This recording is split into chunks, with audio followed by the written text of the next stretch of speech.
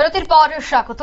কাশ্মীরে ঘটে যাওয়া নৃশংস ঘটনা, প্রায় 25 জনের মৃত্যু হয়েছিল এবং একজন মোট 26 জন, সেখানে 25 জন পর্যটক ছিল এবং একজন ছিল সেখানে কাশ্মীরি টুরিস্ট গাইড। কিন্তু তাদের এই মৃত্যুকে কেন্দ্র করে দেখা গেছে যে সিথির সিঁদুর চলে গিয়েছিল সেই মা বোনেদের। সেই সিথির সিঁদুরের প্রতিবাদ নিয়েছে ভারতীয় সেনারা। মিশন সিঁদুরে দেখা গেল সেই জঙ্গিদের সম্পূর্ণ ঘাঁটি গুড়িয়ে দেওয়া হয়েছে।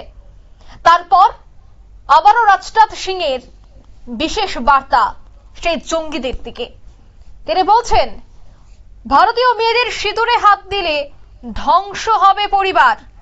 অপারেশন সিঁদুরের সাফল্যে হুঙ্কার যোগী আদিত্যনাথের। দেশের নাগরিকদের এগিয়ে এসে নিরাপত্তা সংস্থাকে সমর্থন করার বার্তাও দিয়েছেন যোগী আদিত্যনাথ। বিস্তারিত জানবো সেই বিষয়ে টেলিফোন লাইনে যুক্ত হয়ে গেছে প্রতিনিধি বিশ্বজিৎ দাস। বিশ্বজিৎ, নিরাপত্তা সংস্থাগুলিকে সমর্থন করা এবং পাকিস্তানকে আবারও একটা কড়া হুঁশিয়ারি দিলেন যোগী আদিত্যনাথ, কি বলবে?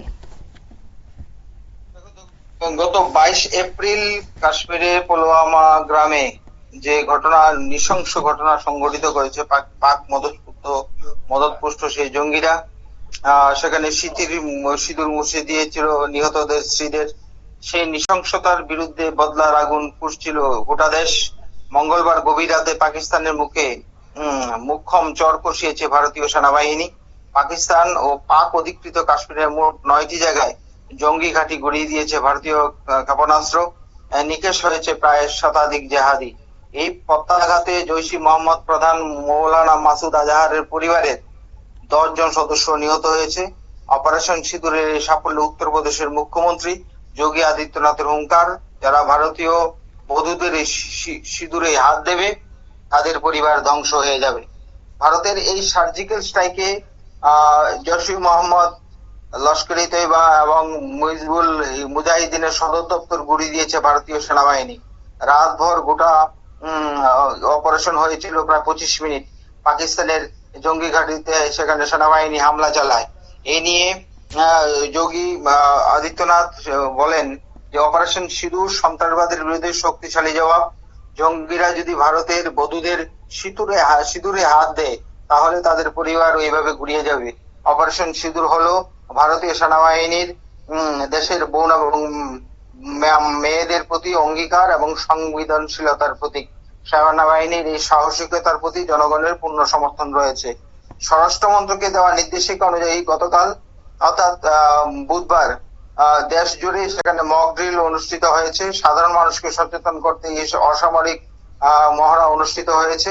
দেশের 27টি রাজ্যে 8টি কেন্দ্রীয় শাসিত অঞ্চলের মোট 259টি জায়গায় এই মহড়া নির্দেশিকা দিয়েছিল কেন্দ্রীয় স্বরাষ্ট্র মন্ত্রক, যার মধ্যে ছিল উত্তরপ্রদেশও। এই মহড়া উপস্থিত ছিলেন উত্তরপ্রদেশের মুখ্যমন্ত্রী যোগী আদিত্যনাথ। সেখান থেকে তিনি বলেন, ভারতের গর্ব ও সম্মান নিয়ে আমরা কাউকে খেলতে দেব না।